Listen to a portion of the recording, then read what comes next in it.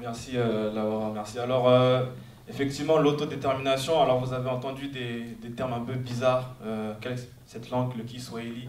C'est un clin d'œil finalement au fait de fin d'année finalement, alors plutôt dans le paradigme africain qui est le nôtre. Ça fait référence à cette fête, je ne sais pas si vous la connaissez, la fête du Kwanzaa, que nous allons bientôt célébrer. Donc effectivement, c'est un bref rappel hein, juste avant d'entamer ma mathématique pour que tout le monde comprenne.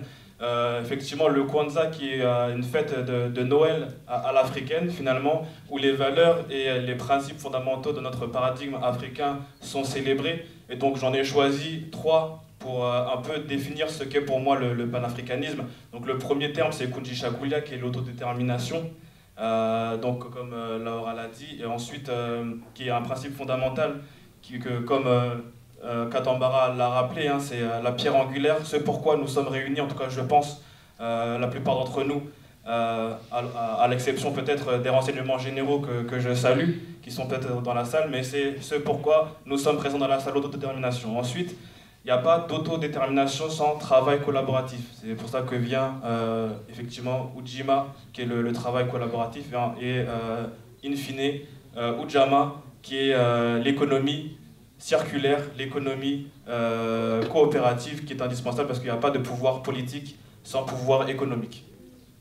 Donc voilà pour ceux qui ne connaissaient pas le Kwanzaa, ni le Kiswahili. Donc voilà. Donc ce sera l'occasion de fêter tous ensemble à partir du 26 décembre prochain, effectivement, le Kwanzaa.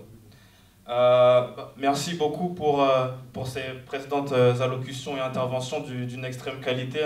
Hein. Merci Sylvia Serbin, effectivement, pour tout ce qui a été dit, et puis Romain Katambara. C'était vraiment très poignant, et je vais rebondir là-dessus, parce qu'effectivement, il est question de la Caraïbe avec moi. Et finalement, il y aura quelques redites, parce qu'effectivement, remplacer tout simplement Réunion par Guadeloupe, Martinique, et vous avez exactement la situation, bien qu'il y ait quelques spécificités que je vais pouvoir développer avec vous. Moi, j'ai trois points principaux à aborder avec vous ce soir, puisque la thématique, c'est bien la décolonisation. Alors, il y a de multiples facettes, hein. Romain Katambara en a énuméré un certain nombre, mais moi, je vais en retenir trois. Trois, c'est facile à retenir, je pense. Le premier domaine, le premier front, j'appelle ça un front, hein, c'est pas un domaine, c'est vraiment un front parce que nous sommes en guerre, je ne sais pas si vous êtes au courant, mais c'est vraiment une lutte acharnée que nous devons mener contre l'impérialisme et le colonialisme. Donc le premier front de décolonisation, c'est l'éducation. Le deuxième front que je vais aborder, ça va être l'économie. Et enfin, le troisième front que je vais aborder, pour terminer, ça va être décoloniser le militantisme. Parce que même l'action militante et engagée doit être décolonisée, en l'occurrence chez moi, dans la Caraïbe, mais également un peu partout, hein, parce que je pense qu'on n'est pas une exception. Alors oui, pour me présenter, pour rappel, donc je suis afro-caribéen, africain de la Caraïbe, plus exactement, d'un père guadeloupéen et d'une mère martiniquaise. Donc c'est déjà un certain sens, une incarnation, je suis dans un certain sens une incarnation du panafricanisme, ou du moins du pan-caribéanisme, qui est finalement la localisation du panafricanisme à l'échelle locale caribéenne, comme finalement l'Afro-Océanie dont a parlé Romain Katambara tout à l'heure. Et donc, ce qui a été dit par Sylvia Serbin tout à l'heure, par rapport à l'éducation, bah, c'est clairement l'objet de mon premier point, l'éducation.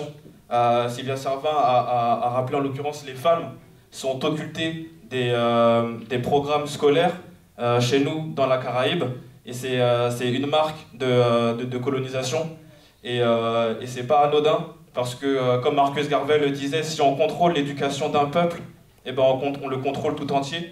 Hein. Et un peuple qui finalement ne se souvient pas de son histoire, de son passé, de ses ancêtres, est un peuple qui a servi, qui est esclave pour l'éternité à perpétuité. Donc finalement, l'éducation, c'est vraiment un axe prépondérant et fondamental. Et Sylvia Serbin, pardon, n'a pas manqué finalement de le rappeler. Notre histoire, aujourd'hui dans la Caraïbe, et c'est au même titre qu'en Réunion, c'est un enseignement public dispensé par l'éducation nationale, qui n'a pas d'intérêt à dispenser finalement à notre population afro-caribéenne les moyens éducatifs et pédagogiques qui lui sont nécessaires à son épanouissement et à son affirmation. Effectivement, de grandes figures comme Solitude sont encore méconnues, et je pense que Sylvia, tu fais tout un chapitre hein, sur Solitude dans le livre que je vous invite à lire. C'est des grandes figures comme Marthe Rose, par exemple. Est-ce que vous connaissez Marthe Rose? J'interpelle notamment les Caribéens, les Guadeloupéens martiniquais de la salle. Marthe Rose, qui était la compagne de l'éminent Louis Delgrès, est une figure également qui est encore méconnue chez nous dans la Caraïbe. Moi-même, à titre personnel, c'est que dernièrement que j'ai appris l'existence de Marthe Rose. Donc clairement, aujourd'hui, l'éducation qui est dispensée sur nos territoires caribéens est une éducation coloniale où c'est finalement le ministère de l'éducation nationale française qui est ici, je ne sais plus où il est en France, à 8000 km de chez nous, qui sait ce qui est bon ou mal du coup que de jeunes afro-caribéens doivent apprendre. Donc clairement, le volet éducatif, tout à l'heure, Katambara a rappelé effectivement que la formation des jeunes était stratégique dans le cadre du secteur immobilier, notamment pour pouvoir construire des logements décents. Là encore, ça fait référence à l'éducation. Comment penser une formation d'expertise sans un programme scolaire et pédagogique digne de ce nom pour créer l'élite afro-caribéenne de demain?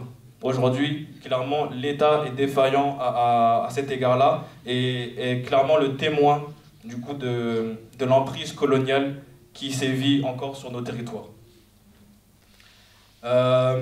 Mais des solutions existent, parce que, et c'est le créneau que nous avons choisi finalement à la Ligue panafricaine Umoja, c'est de s'attaquer justement à cette partie éducative-là qui concerne les moins grands, mais les plus jeunes, surtout les plus jeunes. Et avec la Ligue panafricaine Umoja, moi je travaille à titre personnel avec d'autres camarades dans un groupe de travail, du coup focalisé sur les thématiques de l'Afro-Océanie, de la Caraïbe mais pas que. Et on a travaillé sur le cas de l'école panafricaine de Guadeloupe, qui s'est proposée comme étant une solution justement palliative à un système éducatif colonial défaillant. Cette école panafricaniste, c'était une initiative d'un couple, donc là je tiens à saluer la force du couple, c'est le couple tyrolien qui finalement avait monté tout un dossier pédagogique bien ficelé, bien rodé avec les professeurs qu'il fallait, le programme pédagogique qu'il fallait, et le plan c'était d'ouvrir une école panafricaine pour la rentrée scolaire 2021. Donc 2021 c'est hier, et vous allez comprendre que jusqu'à aujourd'hui, eh ben, l'école n'est pas ouverte. Pire que cela, les couples tyroliens et les sympathisants sont toujours dans des déboires judiciaires. Alors, pour présenter finalement cette initiative et ce couple tyrolien, c'est un couple finalement de médecins finalement qui avait fondé les ateliers Racine. Donc ou l'association, pardon, je confonds l'association Racine. Les ateliers Racine, ça existe également, c'est la branche effectivement d'Afrocentricité internationale. Et donc du coup, pendant de longues années, effectivement, l'association Racine avec le couple tyrolien finalement dispensait aux enfants de manière extra-scolaire des cours sur leur histoire, sur comment gérer la terre, sur les plantes, etc. Mais effectivement, ils ont dit qu'on peut aller plus loin que ça. Pourquoi ne pas créer une école complètement indépendante où on accueillerait les enfants, notamment des Afro-Caribéens de Guadeloupe, du coup, à temps plein, donc comme une école traditionnelle, mais où on enseignerait justement aux enfants leur propre histoire afin de booster leur affirmation d'eux-mêmes, leur confiance en eux. Et c'est effectivement la genèse du projet. L'école panafricaine était née, donc ils avaient tout bien ficelé, et ils voulaient le lancer en 2021. c'était tellement bien ficelé qu'ils avaient même reçu l'approbation du rectorat. Donc même la plus haute instance du coup du ministère ou de l'Éducation nationale avait validé la création de l'école panafricaine, mais c'est devinez qui, le préfet de Guadeloupe qui a mis un stop complètement insoupçonné et complètement arbitraire finalement à la création de cette école panafricaine en 2021 et donc du coup l'école n'a pas pu ouvrir et le couple tyrolien a déposé plainte ou plutôt comment on appelle ça, a fait appel de la décision du préfet qui pour le rappel remplace finalement le gouverneur. Mais pour moi, c'est la même chose. Hein. Hier, à l'époque coloniale, on parlait du gouverneur. Aujourd'hui, on parle du préfet, mais c'est exactement le même rôle, les mêmes missions. Un rôle colonial de domination. Quelqu'un qui ne connaît pas le territoire, qui ne connaît pas la population, qui ne connaît pas ses besoins et qui vient finalement administrer un territoire toujours sous le joug du colonialisme français. Et donc c'est ce préfet-là qui a mis un veto et qui a interdit la tenue et l'ouverture de cette école panafricaine. Et aujourd'hui, à l'heure où je vous parle, les instructions juridiques ont toujours lieu, d'accord ? Donc pour rendre justice finalement à cette initiative. Mais le couple tyrolien ne s'est pas arrêté là pour autant, parce qu'ils ont et Laura a parlé de résilience tout à l'heure, et ça c'est une belle marque de résilience. Le couple tyrolien a bel et bien repensé le projet et effectivement est en train de travailler à l'ouverture d'une nouvelle école qui sera repensée, d'accord, qui ne portera pas forcément le nom d'école panafricaine de Guadeloupe, mais qui aura pour projet du coup d'instruire les enfants afro-caribéens de Guadeloupe dans finalement leur propre paradigme. Et nous, à la Ligue panafricaine Umoja, nous avons pu leur prêter main forte, échanger avec eux et voir comment est-ce qu'on pouvait les aider à la fois au niveau de la communication et également au niveau financier. Aujourd'hui, vous vous posez sûrement la question comment finalement aider concrètement le couple tyrolien dans leur initiative d'école entre guillemets panafricaine, parce que panafricaine effectivement c'est le mot qui finalement a dû faire suer finalement les instances, le préfet. Donc comment les aider aujourd'hui concrètement, c'est rester à l'écoute, c'est les soutenir, parler de ce projet à tous ceux que vous connaissez pour que demain lorsque la nouvelle école panafricaine ouvrira, et tout le monde soit informé et puisse inscrire les enfants de votre entourage dans cette école, notamment en Guadeloupe. Donc voilà pour la question de l'éducation qui est un front de décolonisation éminent et qu'effectivement Sylvia Cerbin a apporté sa contribution à travers son livre. D'autres initiatives également, comme l'école panafricaine, ont lieu. Et donc voilà, c'est vraiment un chantier et un front à investir. Alors le deuxième front, c'est celui de l'économie, et là effectivement je vais parler effectivement de ce que Katambara a dit, hein, et qui a lieu également en Guadeloupe, à la Réunion pour Katambara, mais en Guadeloupe et à la Martinique, et finalement dans tous les territoires ultramarins encore sous le joug colonial français, c'est la vie chère. Alors je vous propose une petite expérience rapide, une première bouteille d'eau et une seconde. Quelle est la différence entre ces deux bouteilles? Effectivement, il y en a une qui est toute neuve, je ne l'ai même pas ouverte, elle est pleine. L'autre, elle est pleine uniquement au tiers. Alors celle-là, c'est la bouteille finalement que j'ai achetée tout à l'heure. C'est la bouteille qui m'a coûté un peu plus d'€1 en France. Finalement, à 1,10 € ou 1,30 €. Finalement, pour le même prix, ça c'est l'eau que vous avez en Martinique. Pour le même prix. Donc ça veut dire que pour le même prix, il y a 3 fois moins d'eau en Guadeloupe. Alors, effectivement, les autorités vont nous dire que oui, la différence entre la bouteille d'1,5 litre et même pas 1 litre ici, c'est la distance. Katambara a parlé de l'octroi de mer, donc c'est cette taxe-là. Mais non, c'est finalement la marge que tout simplement les béquets, chez nous, dont on va reparler, se font sur le dos de la population.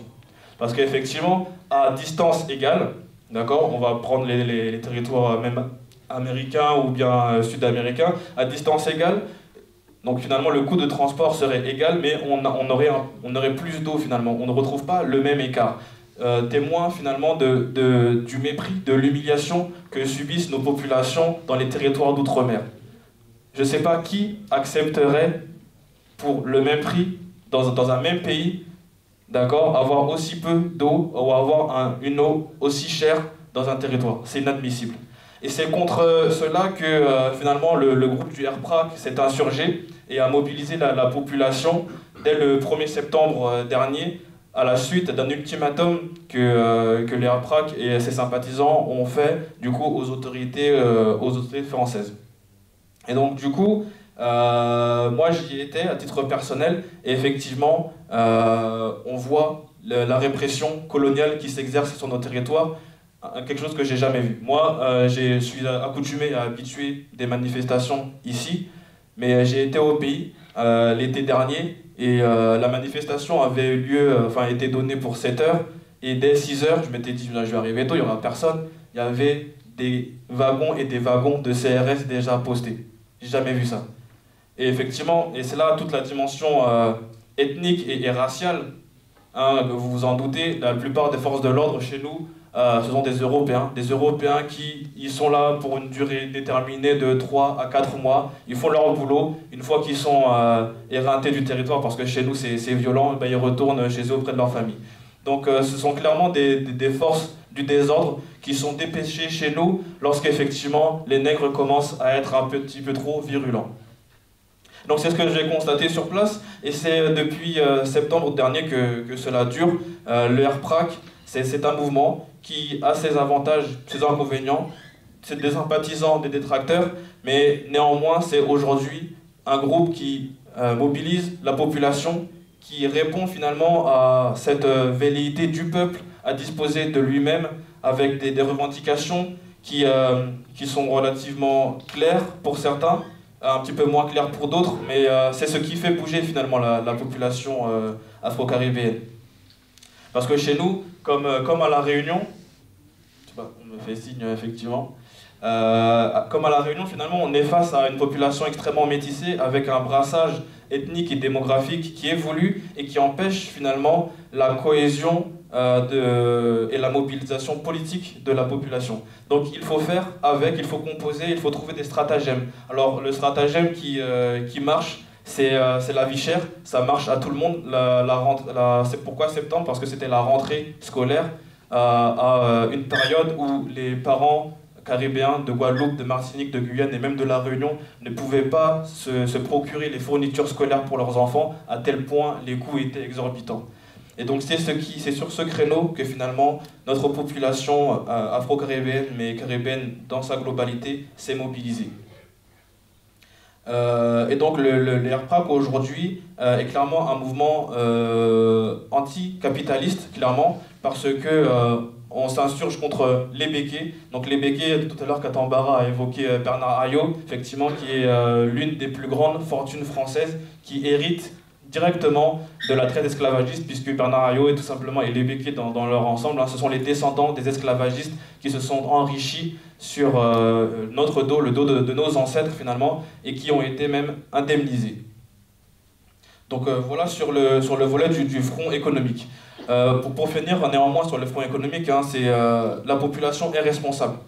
Parce qu'effectivement nous sommes tous responsables de ce que nous consommons, et ce que nous consommons définit finalement qui nous sommes et qui nous voulons être. Et donc la population est responsable dans ses choix de consommation. Et donc le RPRAC interpelle et invite, exhorte la population caribéenne colonisée à privilégier l'endoconsommation, consommer local et pas se ruer dans les centres commerciaux comme celui de Destreland, par exemple en Guadeloupe. Donc voilà. Donc décoloniser le militantisme, c'est le dernier point que je voulais aborder. Et là, je rejoins. En 3 minutes. En 3 minutes, top chrono. Si le public veut entendre la suite, est-ce que le public veut entendre la suite? Est-ce que le public veut entendre la suite? Bon, tu as de la chance. Ça va, merci public. Alors, décoloniser le militantisme, alors, beaucoup se sont posé la question, mais pourquoi est-ce que les Antillais se battent pour du pain, pour de l'eau, pour quelque chose, alors que la réelle lutte, c'est l'émancipation, c'est la décolonisation, c'est l'anticapitalisme. Il faut savoir que, comme je l'ai dit tantôt, mobiliser, c'est dur. Mais il faut bien prendre conscience que derrière ces revendications plutôt terre-à-terre et bateau se cache bel et bien une lutte décoloniale et émancipatrice. Et en tant que panafricain, c'est pour moi l'occasion du coup de mettre en avant le panafricanisme qui est finalement sous-jacente dans ces luttes. Clairement, lorsqu'on voit le R, lorsqu'on voit Aude et Gladys, ils sont clairement panafricains, ils sont clairement afro-centrés. Les clés ancres qui sont arborées autour du cou ne sont pas des pacotilles uniquement pour orner, c'est vraiment une prise de conscience qui a lieu dans la Caraïbe, avec notamment le travail d'éducation, de vulgarisation des éminents personnages comme Omotunde, hein, et tantôt des Cheikh Anta Diop, etc. Donc voilà un petit peu la situation dans la Caraïbe. Voilà pourquoi finalement le RPRAC s'est levé. Voilà pourquoi nous nous levons tous pour que enfin cesse, comme Katambara l'a dit, ces humiliations, ces eaux à prix exorbitants et ces béquilles qui continuent d'exploiter la population. Asante Sana, merci beaucoup pour votre attention.